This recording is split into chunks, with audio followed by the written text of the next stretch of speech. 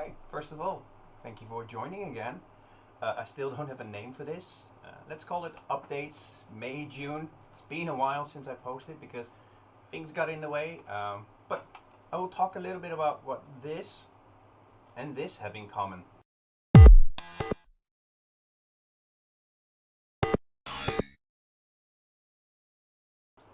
So a while back, I had the idea of starting my own synthesizer engine, and I was curious actually what that would entail. And I went about it in a way of let's make sure that it is what we call portable, or at the word constraint. Portable means that you write the code that will be able to run on different platforms or different targets. And in this case, I would like it to be able to run both on this device, the Korg NTS1, the NTS3. So I will have an RS1 and an RS2 engine. And the RS2, for instance, is an incremental situation that will target the drum lock. The drum lock as a device can actually read from the memory that's in the device as storage. But it also allows the units to be bigger. So in that case, I could add functionality. And over time, I would be able to decide if certain parts of the improved engine could be ported back to the smaller engine, which runs on a smaller class of devices. And that is the idea of RS1 or RSX in general.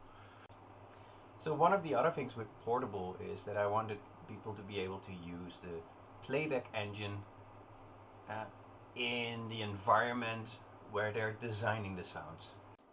So for people to be able to use the RS1 synthesizer, I created a tool that I call the RSX Construct, or in this case it's specifically the RS1 Construct, because it targets the RS1 setup.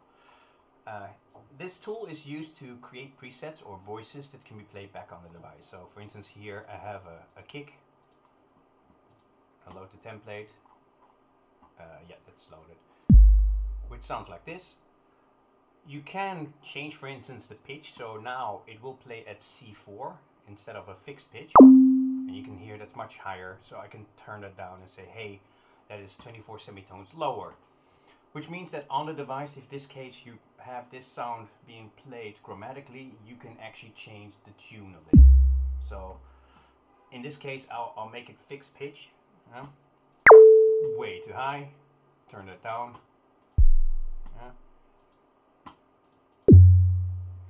And I want to make this sound slightly fuller. So in this case, I'll add a new operator, which is also a sign. Sorry about the folding and unfolding. There's a small quirk here. I will turn this one also down at 23 semitones for the duration of, let's say, about 240. And you can see here, the mixing mode is there being added. Which it doesn't really sound good at this moment, so let's see. Ooh, it influences the other too much. But so as you can see here, at least you can use operators to add sound. So for instance, I also have a closed hi-hat, which is not very simple. It's actually a noise with a high-pass filter, which sounds like this. And if you can see here, it is synthesized because every time it's slightly different. I have the same for instance, the lead, which is one of the default sounds. So if you can see here, which is a saw wave and a square wave and a low-pass filter. It sounds like this.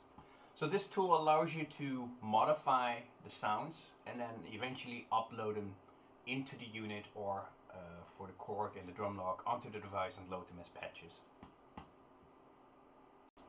So while I was working on the synthesizer engine, a person showed up in the Discord for a log that mentioned, hey, would it be possible to have a drum engine on top of the NTS1? To which I responded more like, well, it is possible. And I shared some of the code that I had written before for the RD404, the not found drum situation, or drum synthesizer, which is a pun, of course, because there is no such thing as a 404. He did play around with that, made some demos, but it didn't sound the way he wanted. And then I got kind of like a brainwave, more like, hey, why am I trying to design something new or think of something new? when I actually have the RS1 engine, and why am I not making that suitable for one shots, at least for drum case. And as you can see in the RS1 construct tool, the functionality for drum is there. So I optimized the engine a little bit more for this particular use case. And this ended up to become the NT78. So what we have made sure for the NT78 is that all sound are available from the front panel, but also in combinations, so the internal sequencer can be used. So you don't have to rely on an external sequencer. You can use the device, but since this is only 8 steps, of course it's ideal to use something like external, like what we have here. And then you can use variations by using, for instance, the snare drum, or transposing here yourself.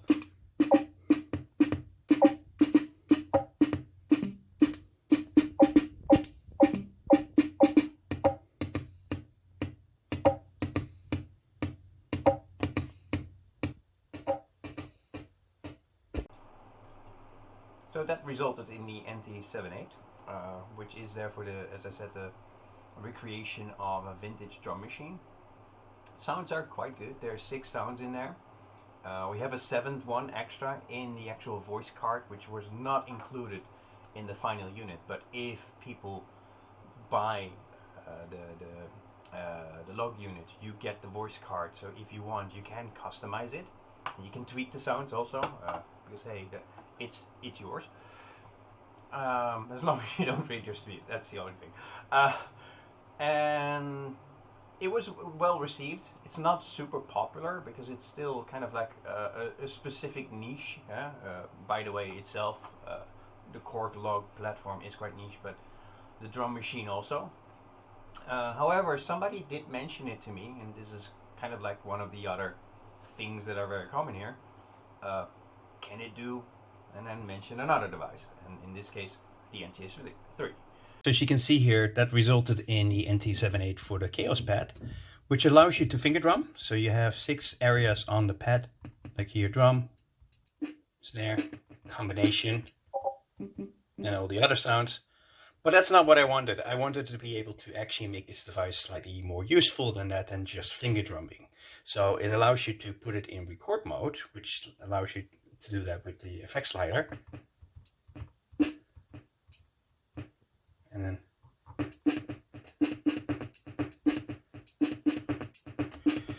it plays back what you just played, but it allows you to have a little bit more control by actually having patterns that you can provide beforehand. So this is a pattern that was inserted in the device with a simple 4 on the floor. Yeah. So I eventually introduced that idea to all the units that I have, and therefore it opened up to me to allow the RX-7 engine, which is a DX7 compatible engine. It's not completely DX7, again, due to device constraints.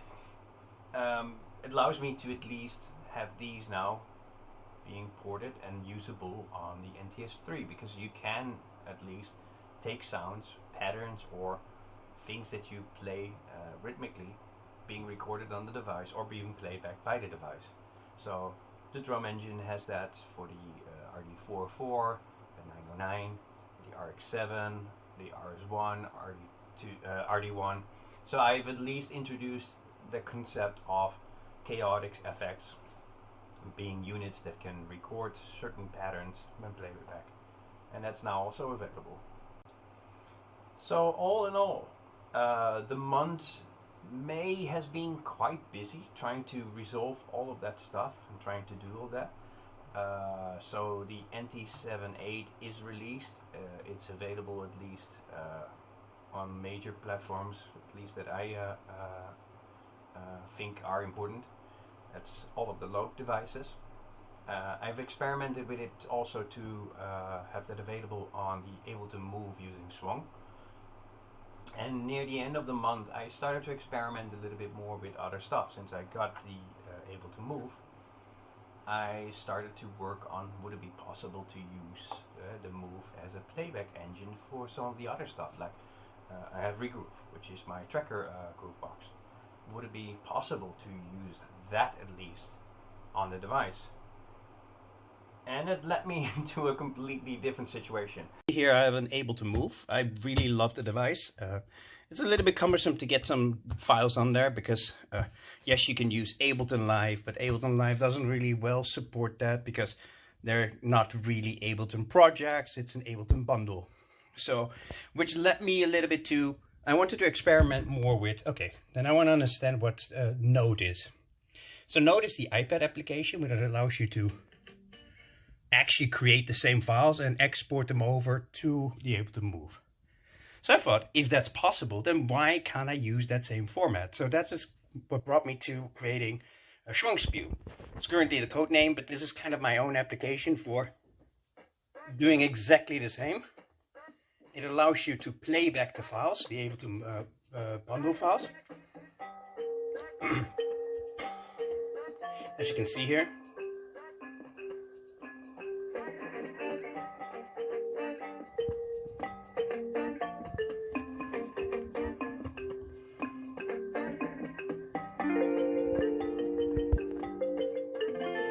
It's currently still under development, but at least this application is able to run now, as you can see here, on Android.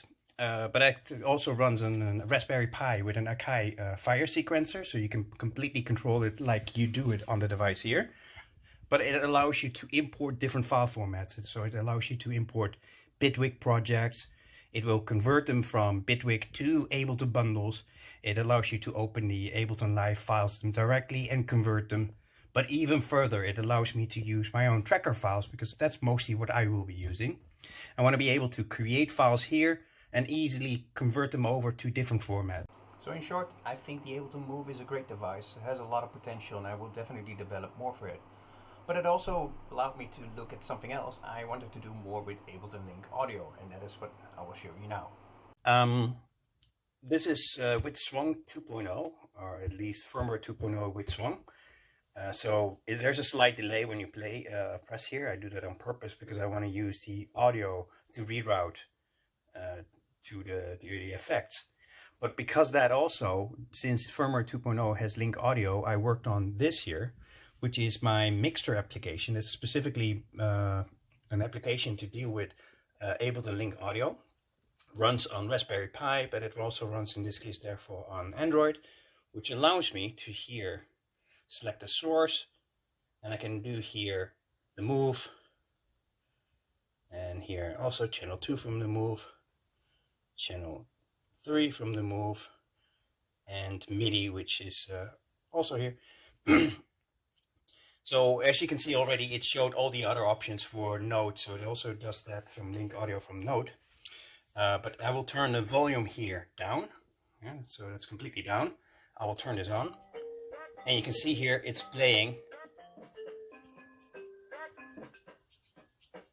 on my mix application.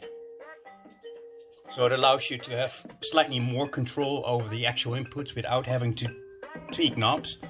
But eventually what I will also have here is the ability that you have effects per channel, that you can reroute audio to different outputs and different effects like reverb on top of it, an EQ or whatever. Yeah, so that is also something I've been working on. It's mostly a test bed for me how to use MAD as a platform, because I want something that is in between of a tracker,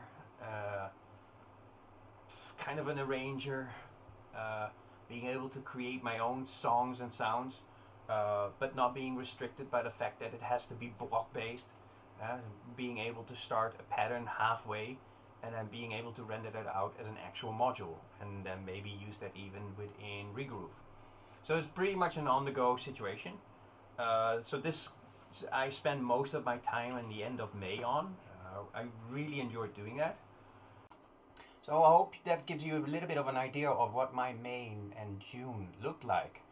So I'm really very busy with some of the stuff to experiment more with Ableton Link Audio.